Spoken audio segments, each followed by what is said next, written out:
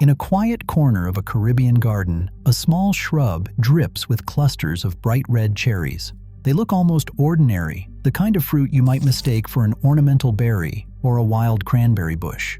You could walk past this plant a dozen times without realizing what it is. And yet, hidden inside each of those glossy little cherries is a quantity of vitamin C so extraordinary that it rewrites everything most people think they know about nutrition. One single fruit, barely the size of a thumbnail, contains more vitamin C than an entire navel orange, not slightly more, not marginally more, an entire orange compressed into a single bite. This plant is called the Acerola, known in different regions as the Barbados Cherry or the West Indian cherry, and its scientific name is Malpighia emarginata. It is, by almost any measure, one of the most nutritionally concentrated fruits on the planet, and almost nobody grows it at home. Almost nobody has even seen one. In an age of wellness trends, green juices, and $30 vitamin C gummies, a plant that quietly produces a lifetime supply of the same nutrient from a pot on your patio has been almost entirely ignored. The question is why? And the answer, as we will see, is not about biology or climate. It is about economics, marketing, and the strange way certain plants slip through the cracks of modern agriculture. To understand what makes the acerola so remarkable, you have to understand the sheer scale of what it contains. A typical orange, the golden standard of vitamin C in the popular imagination, holds about 53 milligrams of vitamin C per 100 grams of fruit. That number has anchored entire industries. Orange juice became a breakfast institution in the 20th century, largely because of its vitamin C content. Citrus groves in Florida and California were planted, expanded, and advertised on the promise of that one nutrient. And yet, if you pluck a single acerola cherry from a shrub in Brazil or Puerto Rico and run it through a laboratory analysis, the result looks almost absurd. Fresh acerola contains between 1,500 and 4,500 milligrams of vitamin C per 100 grams. That is 50 to 100 times more than the orange that built an empire. Write those numbers down, and they start to feel unreal. A small handful of acerola cherries contains more vitamin C than a crate of oranges. A single cherry, consumed whole, covers the entire daily recommended intake for an adult, with plenty to spare. This is not a marketing claim. It is not a supplement label. It is simply what the fruit is. The scientific record on this goes back further than most people realize. In 1946, a pair of researchers named Conrado Asenjo and Ana Rosa Freire de Guzman published a study in the journal Science documenting the extraordinary ascorbic acid content of the West Indian cherry. At the time, vitamin C had only been isolated about a decade earlier. The world was still discovering what the nutrient did, how it prevented scurvy, how it supported immunity, how it wove itself into the structure of collagen and the function of the immune system. Into this moment of discovery came a paper pointing out that a small tropical shrub in the Caribbean produced vitamin C at concentrations nobody had ever recorded in a natural food. More modern research has only deepened the picture.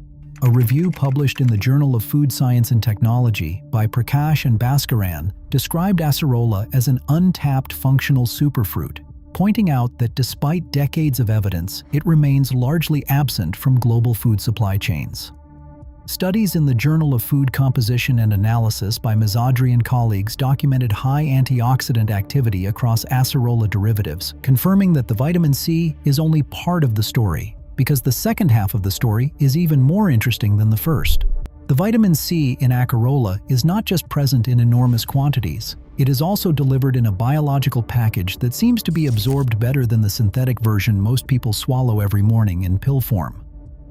Acerola contains natural polyphenols, anthocyanins, and bioflavonoids, a full spectrum of supporting compounds that the isolated white powder in a vitamin tablet simply does not have. Research published in the Biological and Pharmaceutical Bulletin compared acerola juice to isolated ascorbic acid in healthy Japanese subjects, and the results suggested that the vitamin C from acerola was absorbed significantly better than the synthetic form. Some estimates put the difference at 30 to 50% higher bioavailability. The proposed mechanism is that the polyphenols in acerola upregulate a gut transporter called SVCT1, the sodium-dependent vitamin C transporter responsible for moving the nutrient across the intestinal wall. In plain language, the fruit does not just deliver vitamin C, it delivers vitamin C alongside compounds that help the body take up more of it. This is why whole foods have consistently outperformed their isolated counterparts in nutrition research. Nature does not package nutrients in isolation. It packages them in combinations that have evolved to work together. Acerola is a near-perfect example of that principle. So here is the strange situation.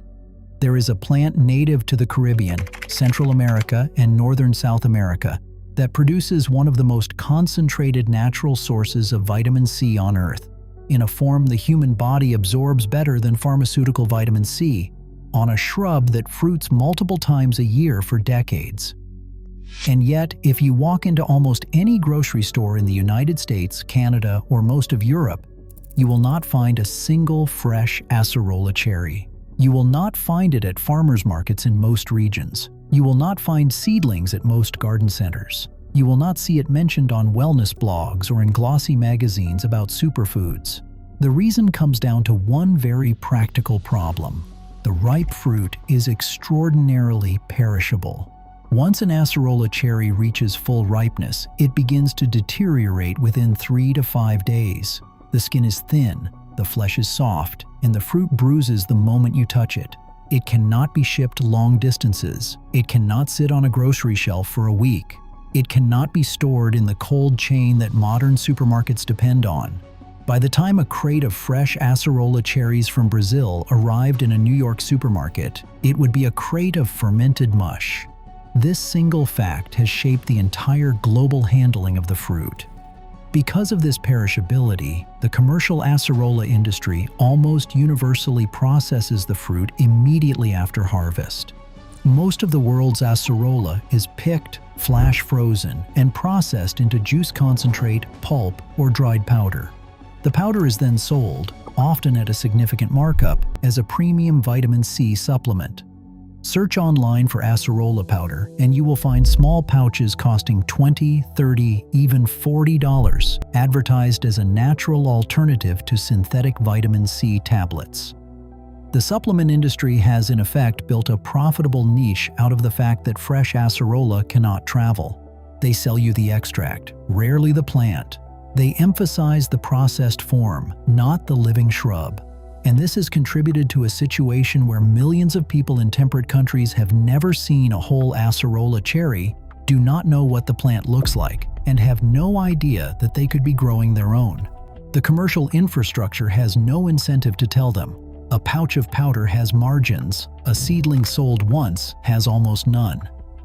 There is another reason the acerola remains invisible in much of the world. Most northern nursery catalogs do not stock it because it is a tropical and subtropical plant. It is not hardy to winter freezes. It cannot be planted in the ground in most of the United States, most of Canada, or most of Europe. Nurseries build their catalogs around what most customers can grow outdoors, and a frost-sensitive Caribbean shrub simply does not fit that model. So it drops out of the catalog, and with it, public awareness. The plant is overlooked not because it is difficult to grow, but because the default sales channels ignore it. This is where the story starts to shift from tragic to hopeful. The common assumption that acerola cannot be grown outside the tropics rests on outdoor planting and on the idea that the plant must be in the ground, exposed to winter. It does not account for the fact that acerola is an excellent container plant. In a pot, suddenly the geography collapses. A shrub that would die in a Pennsylvania winter when planted in the soil will happily live in a pot on a sunny patio all summer and move inside near a south-facing window when the temperatures drop. A gardener in Chicago, Berlin, or Toronto can grow the Barbados cherry just as effectively as a gardener in San Juan if they are willing to move the pot. The practical setup is simpler than most people expect. An adult acerola plant thrives in a large container, typically 15 to 25 gallons in volume, at least 20 inches wide and 20 inches deep. The critical requirement is drainage. Acerola roots do not tolerate standing water. If the pot cannot drain quickly, the roots will rot and the plant will fail, no matter how much sun it gets. Any container with generous drainage holes, set up on pot feet or a saucer with an air gap, will work. The growing medium should be a free-draining potting mix, ideally slightly acidic, around pH 6.5. You can achieve this with a standard high-quality potting mix blended with additional perlite or coarse sand to improve aeration. Avoid heavy garden soil, which compacts in containers and suffocates the roots. Avoid pure peat-based mixes that stay too wet. What you want is something light, breathable, and fast-draining, the kind of medium that feels springy rather than dense when you press it with your hand. A handful of compost at planting gives the young plant a nutrient boost, but acerola is not particularly demanding about soil fertility as long as drainage is excellent. Light is the non-negotiable requirement. Acerola is a full-sun plant. It evolved under the intense tropical light of the Caribbean and needs at least 6 hours of direct sun per day to produce abundantly. More is better. A south-facing patio, a sunny balcony, or an open rooftop are all ideal locations. If the plant is kept in partial shade, it may survive, but it will not fruit well. The leaves will be sparse, the wood will stretch, and the flower production will drop. When moving a potted acerola outdoors in spring, it is wise to acclimate it gradually to strong sun over about a week, especially if it has been indoors all winter. Leaves that grew under indoor light can scorch when suddenly exposed to direct summer sun. A few days in a partly shaded spot, moving progressively into full sun, prevents the shock. Once acclimated, the plant will respond with a burst of new growth and, within a few weeks, with flowers. Temperature management is where the container approach earns its value. Acerola is comfortable anywhere above 60 degrees Fahrenheit and thrives in the 70 to 90 degree range. It tolerates heat well, as you would expect from a Caribbean native, and in fact, fruits more abundantly in warm conditions. What it cannot handle is cold. When temperatures drop below 40 degrees Fahrenheit, the plant needs protection. Below freezing, it can die outright. This is why the pot matters. When nighttime temperatures start approaching 40, you simply move the pot indoors, or into a heated greenhouse, or into a sheltered garage with sufficient light. A south-facing window is often enough for overwintering in most homes. The plant will slow down during the low-light months, may drop some leaves, and may not flower actively during winter, but it will survive and resume vigorous growth the following spring. Some growers supplement with a grow light to keep the plant lightly fruiting through winter, and in a warm indoor environment with good lighting, acerola will often produce small flushes of cherries year-round. Watering an acerola is about balance. The plant likes moisture, but it cannot tolerate waterlogged soil. The standard rule that works reliably in containers is this: deep water the plant thoroughly until water drains from the bottom, then allow the top 1 inch of soil to dry before watering again. In hot summer weather, this may mean watering every day or every 2 days for a large plant in a bright location.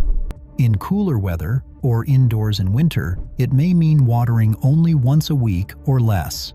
Before watering, stick your finger into the top 1 inch of soil. If it feels dry, water. If it feels damp, wait. The plant will tell you what it needs if you pay attention. Leaves that look wilted when the soil is dry mean the plant is thirsty. Leaves that look yellow and droopy with wet soil mean overwatering. Acerola is more tolerant of a slightly dry day than a soggy one, so when in doubt, err on the side of less water rather than more. Feeding is modest. A light monthly application of a balanced fertilizer during the active growing season, roughly spring through early fall, is enough. Some growers prefer an organic, slow-release formulation worked into the top layer of soil once at the start of the season. Others prefer a diluted liquid feed every few weeks. Either approach works. The plant is not a heavy feeder, and over-fertilization can push leafy growth at the expense of flowers and fruit. A fertilizer slightly higher in potassium during the fruiting season helps encourage cherry production. Avoid heavy nitrogen, which gives you a bush full of leaves and very few cherries. In winter, stop feeding or cut back dramatically because the plant is not actively growing and cannot use the extra nutrients. Pruning is the secret to keeping an acerola manageable in a pot. Left unpruned, the plant will naturally try to become a small tree, reaching heights of 15 feet or more. In a container on a patio, this is not practical. Fortunately, acerola responds beautifully to pruning. You can shape it into a tidy bush 3 to 6 feet tall and wide, which is a convenient size for home harvesting. The best approach is to prune lightly but regularly. Pinch back the tips of new growth to encourage branching. Remove any crossing or crowded branches that shade the interior of the plant. Take out dead or weak wood as it appears. After a major harvest flush, cut back the main branches by 1/3 to stimulate new growth and new flower production. The plant tolerates this treatment well. In fact, regular pruning actually increases cherry yields in the long run because acerola fruits on new wood. A well-pruned bush produces far more cherries per square foot than a tall, leggy, unpruned tree. What makes the acerola exceptional as a home plant, beyond the vitamin C content, is the speed and reliability of its production. From the moment a tiny white flower opens on the plant, it takes approximately 22 to 25 days for the resulting cherry to fully ripen. This is astonishingly fast by fruit tree standards. Most apple or peach trees take months from flower to fruit. Acerola compresses the cycle into less than 4 weeks, and the plant does not produce one flush per year. In warm conditions, it blooms and fruits repeatedly throughout the growing season, sometimes 2 to 4 full flushes between spring and fall. A mature potted plant, treated well, can yield several pounds of cherries over a single season. For a home garden, that is an enormous amount of vitamin C. Several pounds of acerola spread across a season contains more usable vitamin C than most people could consume in a year, even if they tried. And because the plant keeps producing year after year, with healthy specimens fruiting reliably for 15 to 30 years, you are not planting an annual. You are planting something closer to a permanent installation. One good plant, set up once, can supply a family's vitamin C for 2 decades. The challenge then is not growing the cherries, it is processing them fast enough. The same perishability that keeps acerola out of grocery stores also affects the home grower. Once a cherry ripens on your patio, it has 3 to 5 days before it starts to spoil. This is not a problem if you are picking a handful a day and eating them fresh or dropping them into a morning smoothie. But during a major fruiting flush, a mature plant can produce pounds of cherries in a single week. No household is going to eat that much fresh fruit in 5 days. The solution is preservation, and fortunately, acerola preserves extremely well. The simplest method is freezing. Whole cherries can be rinsed, dried, laid out on a tray, and frozen, then transferred to freezer bags. They keep for months this way, with very little loss of vitamin C, especially if frozen quickly and kept at a stable cold temperature. Frozen acerola cherries blend directly into smoothies, where their tart flavor adds brightness without dominating. For longer storage, the cherries can be dehydrated into chewy dried fruit, though some vitamin C is lost during heat-based drying. For maximum preservation, many home growers freeze the cherries whole, then later blend them into a pulp and freeze the pulp in ice cube trays so that individual vitamin C-rich cubes can be dropped into drinks or recipes throughout the year. Some grind the dried cherries into a powder, effectively making their own version of the expensive supplement sold in health food stores, at essentially no cost beyond the electricity for the dehydrator. The flavor of a fresh Acerola cherry is worth describing. It is not identical to a sweet cherry or a sour cherry. It has its own character. The taste has been described as a cross between a cherry and a crabapple, with a bright tartness that gives way to a subtle sweetness. The fully ripe fruit is softer, juicier, and sweeter than the half-ripe fruit, though both are edible. The texture is delicate, almost melting in the mouth. The seeds are small and easy to ignore. Eaten fresh, it is a snack that announces itself immediately with a burst of acidity, then settles into a mild fruitiness. Some people love it straight off the plant. Others find it too tart on its own, but excellent in preparations. Blended into smoothies with banana or mango, the tartness integrates beautifully. Cooked down into jam or syrup with a little sweetener, it produces a bright red condiment that pairs with almost anything. Added to juice, it tends to overpower, so most people use it as a supplement rather than a main ingredient in a juice.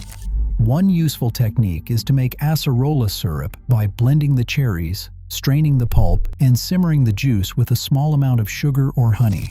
1 tablespoon of this syrup, stirred into water, provides a full day's vitamin C in a form that tastes pleasantly like tart fruit rather than the synthetic edge of a vitamin tablet.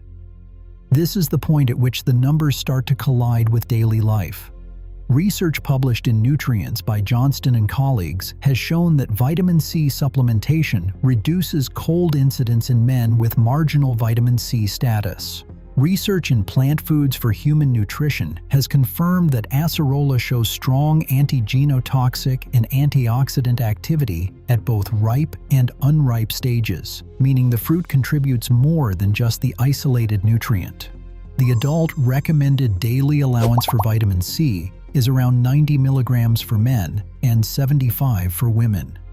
A single acerola cherry, depending on its size and ripeness, can contain 80 to 120 milligrams of vitamin C all by itself. That means 1 cherry a day, taken from your own plant, can cover the daily recommended intake for a grown adult. 1 cherry, not a handful of supplements, not a bottle of juice, not a gummy or a chewable or a powder. A single piece of fruit, grown on a bush on your patio. The economic and logistical inversion here is almost absurd when you stop to look at it directly. A month's supply of commercial vitamin C gummies can cost $30 or more. Over a year, that is $360.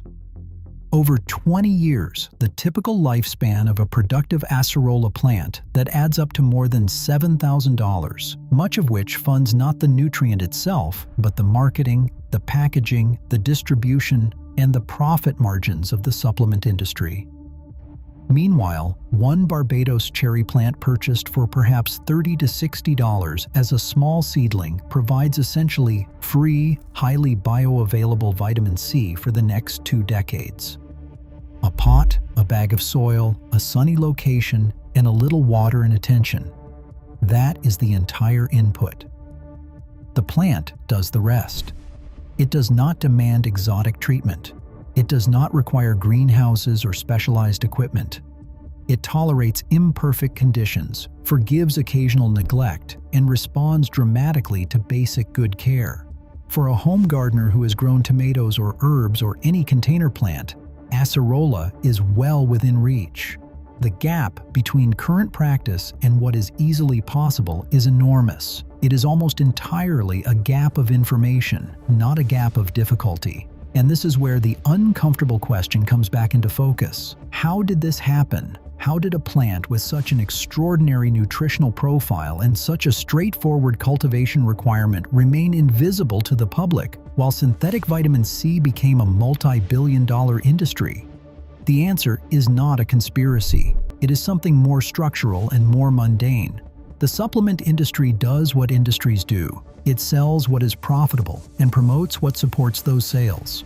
A pouch of processed acerola powder sold repeatedly to the same customer is a better business model than a single shrub that eliminates the need for that customer entirely. A patented synthetic ascorbic acid produced in a factory at low cost and sold at high margin is a better business model than a perennial plant that any gardener can propagate from cuttings or seeds. The marketing budget goes to the products that generate recurring revenue. The plants that would make those products unnecessary get ignored, not because of malice, but because nobody in the industry is paid to talk about them. This is how entire categories of useful knowledge vanish from public awareness. Not by suppression, but by neglect. The plant exists, the science exists, the cultivation guides exist in agricultural bulletins in Brazil and Puerto Rico and across the Caribbean. But the information never crosses into mainstream northern consciousness because no one has a financial reason to bring it there. The same pattern plays out with many other plants. Moringa, sea buckthorn, rose hips, camu camu, and others have all periodically broken into public awareness only to fade back into obscurity when the trend cycle moves on. The acerola has had small moments in the spotlight, mostly in the form of supplement marketing, but it has never fully crossed over into the category of plants that ordinary gardeners know about and grow. That is starting to change slowly.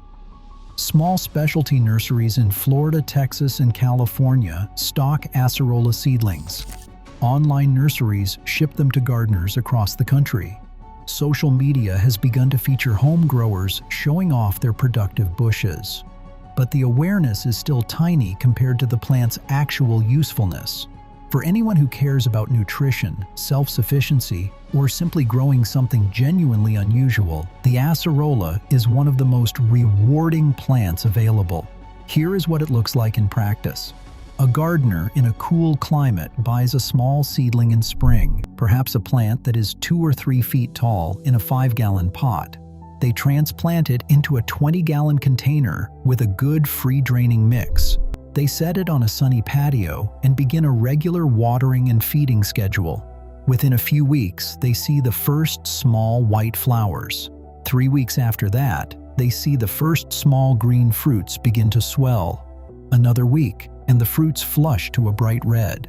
They pick the first handful of cherries, taste them, and discover the sharp, bright, slightly sweet flavor that almost no one in their country has ever tasted. As the summer progresses, the plant produces flush after flush. The gardener fills freezer bags with frozen cherries. They make their first batch of acerola syrup. They give a jar to a friend who asks where they bought it. They say they grew it. The friend is surprised.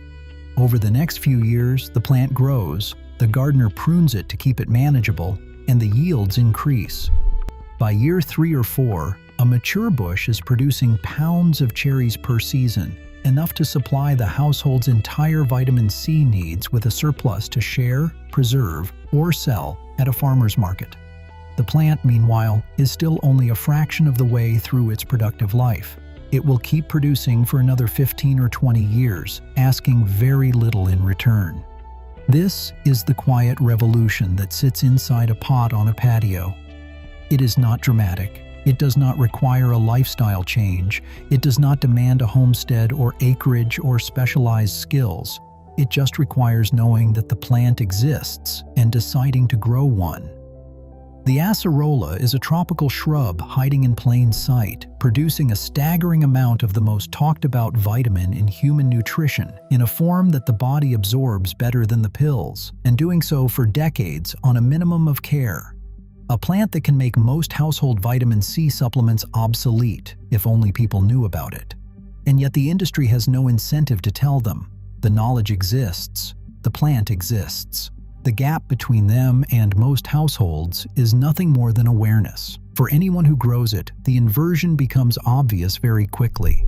You start to wonder what else has been hiding in plain sight. What other plants, what other simple solutions have been overlooked because no one profits from their promotion? The acerola is one answer. A small red cherry on a small green shrub, ready to change the way you think about vitamins, supplements, and what a garden can actually do for you. Plant it once, care for it simply, and harvest for years. That is the whole story. That is the entire forgotten secret. A cherry in a pot, a sunny window, and a plant that has been waiting, patient and unglamorous for someone to finally notice.